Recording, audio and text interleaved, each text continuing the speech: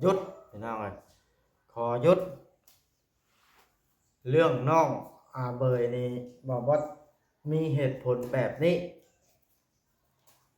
จบแล้วพี่น้องเลยบอกว่าสิขออธิบายให้ซีพี่น้องพังเนาะเหตุผลก็มีว่าพี่น้องเลยบ่าววัดนี่ได้ไปสัมผัสได้ไปคุยกับน้องเพิ่นน้องเบยนี่เนาะเรื่องราวหลายๆเรื่องพี่น้องเลย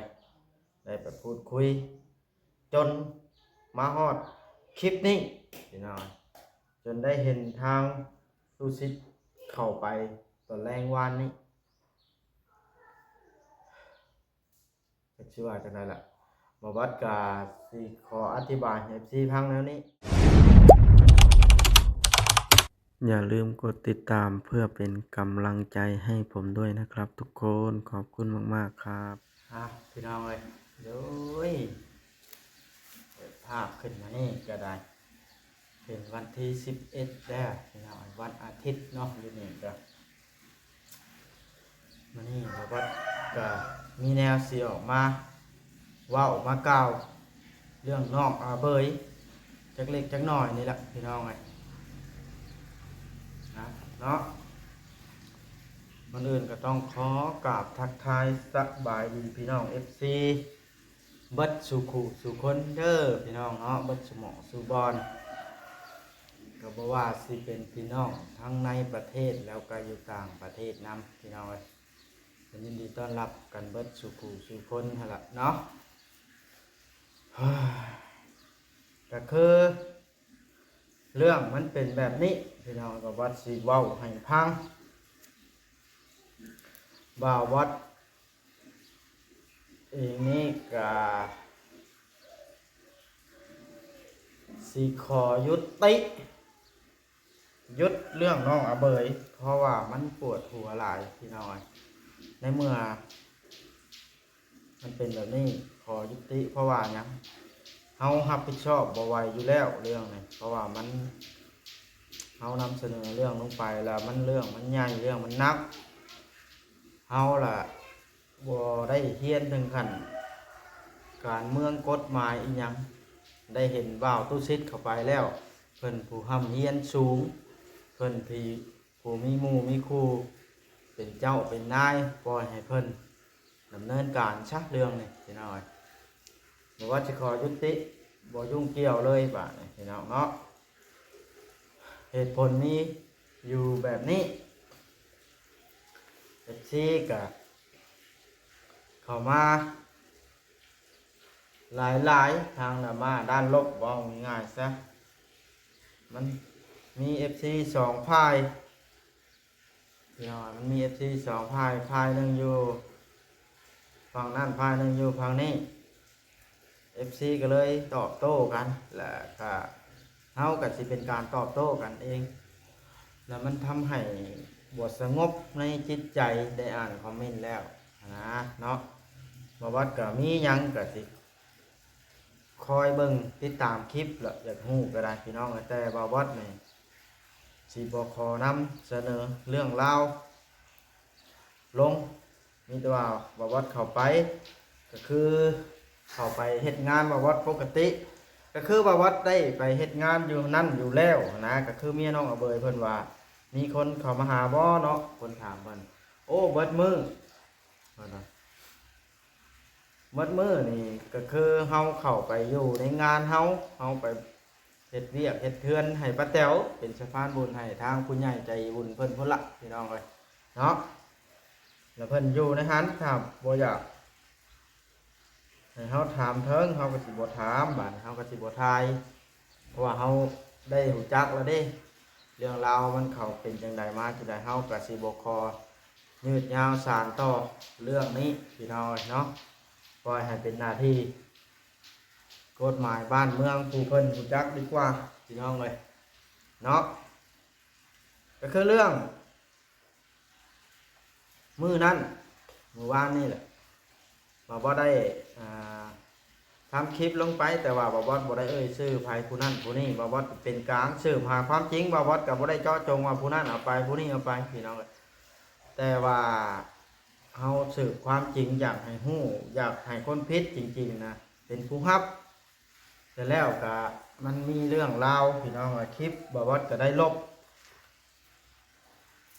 เนาะทางบ่บอสเองก็ได้ลบออกคลิปแล้วคลิปนั้นน่ะมันมีเรื่องมีราวกันเพราะว่าทางคนเฮือนใกล้ของน้องอาเบยนี่เพิ่นบ่พอใจบ่อยากให้สืบเท้าซักเรื่องเก่าๆคุดคุยขึ้นมาเพิ่นว่าอันนี้เพิ่นเป็นคนดีแล้วนะเมื่อก่อนดีหรือบ่ดีเฮาก็บ่ฮู้เพราะว่าเฮาบ่ได้เป็นผู้เว้าเด้สิเอาผิดเฮาก็บ่ได้แล้วเพราะว่าเฮาบ่ได้เป็นผู้เว้าจากผู้หวังดีอันนั้นน่ะพี่น้องเอ้ยแต่ว่าเฮาสิบ่เฮ็ดออกไปอีกแล้วคลิปเฮาสิลบคลิปแล้วเฮาก็จบแล้วก็เรื่องน้องอาเบยอีกหนึ่งพี่น้องเอ้ยเนาะในเมื่อเฮาเข้าไปเห็นแล้วว่าง่ายถ้าน้องอาเบยก็เป็นคนที่แข่งกระด้างอะไรแบบเราบ่พังเหตุผลของผู้อื่นคิดในใดแล้วเว้าแนวนั้นเฮาด้วยแต่เฮานี่สิบอกสอนเพิ่นนี่คือสิบ่พังครับเว้าอย่างเช่นเข้าไปว่านี่ว่าสิเข้าไปอธิบายหลายๆอย่างเพิ่นก็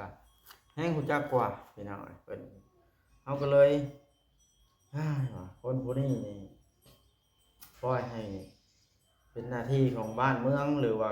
กฎบ้านของเพิ่นซะเนาะเพิ่นสิเอาหรือบ่เอาก็แล้วแต่เพิ่นน่ะบาดนี้เฮาบ่ขอยุ่งแล้วอันใดที่บ่วัดเคยเฮ็ดผิดพลาดหรือว่าบ่คักบ่แน่บ่เข้าหูเข้าตา FC ขอโทษขออภัยอีกครั้งหนึงพี่น้องเอ้ยเว้าบอดจบแล้วกับเรื่องนี้บ่วัดจบอีหลีแล้วยอมพี่น้องเอ้ยบ่สานต่อ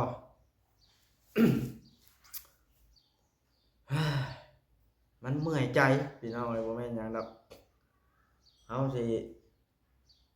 ช่วยแต่ผู้ที่ต้องการให้เฮาช่วยเหลือเท่านั้นบาดเนาะเฮาบ่ขอเข้าไปยุ่งมันอันนี้นะมันเป็นเรื่องของผู้อื่นแล้วพี่น้องเอ้ยต้องขอโทษอีกครั้งที่เฮาเข้าไปยุ่งตั้งแต่เริ่มต้นเพราะว่าเฮาก็บ่ได้เจตนาที่จะเจาะจงทำร้ายไผพี่น้องเอ้ยที่เฮาเฮ็ดลงไปก็ได้เพื่อว่าอยากให้ความจริงมันกระจ่างเพราะว่าสังคมออนไลน์มันได้ออกไปแล้วมันละทุกคนอยากฮู้ก็เลยว่าสิเฮ็ดให้คนฮู้บัดนี้สิปล่อยให้ทางทูซิตเพิ่นเป็นผู้ดำเนินการเฮาก็ท่าเบิ่งแต่เพิ่นนั่นแหละเนาะสำหรับคนเรือนใกล้อาเบยเนาะถ้าอันว่าทำอันใดเครื่องหรือว่าเจาะจงว่าให้เพิ่นนี่ก็ขอโทษขออภัยนำแต่ที่แน่ๆทางบ่บอสเองนี่ก็บ่ได้เคยเจาะจงว่าผู้นั้นเอาไปผู้นี้เอาไปคือเรื่องเงิน15ล้านก็ได้เด้อพี่น้อง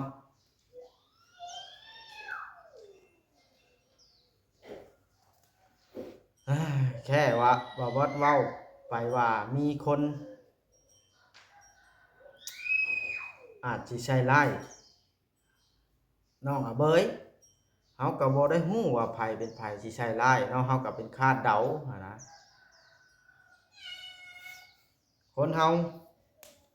ถ้าไผบ่ได้ทำกับผิดก็บ่ต้องฮ้อนโตดอกพี่น้องเอ้ย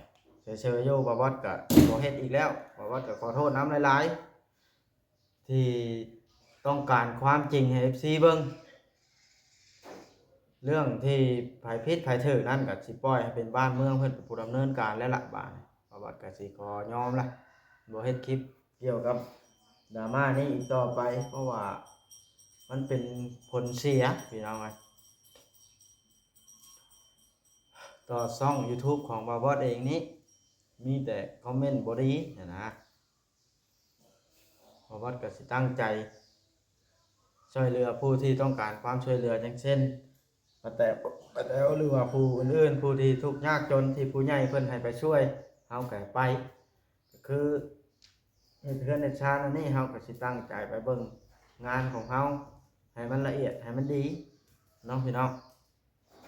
ว่านี่เฮาเข้าไปเฮาก็มัวแต่ ไปเล่าเรื่องนั้นแล้วให้พอลุงมันพังแล้วก็ไปเตือนอาเบยไปรักษาเพิ่นหาทางออกให้เพิ่นนั่นละความหมายก็ได้ว่าให้เพิ่นได้มานอนเฮือนอยู่แล้วเพิ่นก็บ่พังเนาะ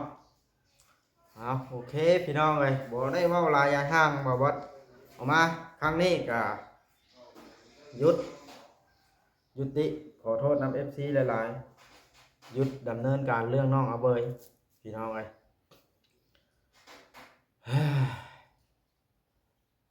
เห็นแล้วก็เมื่อยใจน้ำพี่น้องเอ้ยเนาะ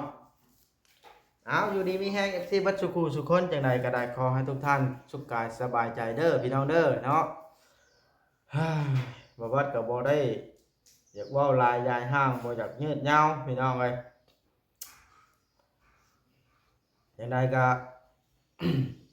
ขอโทษ FC หลายๆบัดสุขคนนั่นล่ะ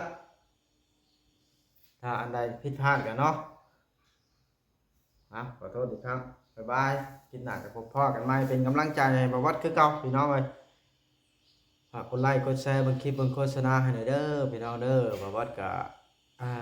อาจสิบ่มีความรู้ในด้านกฎหมายปานใดก็เลย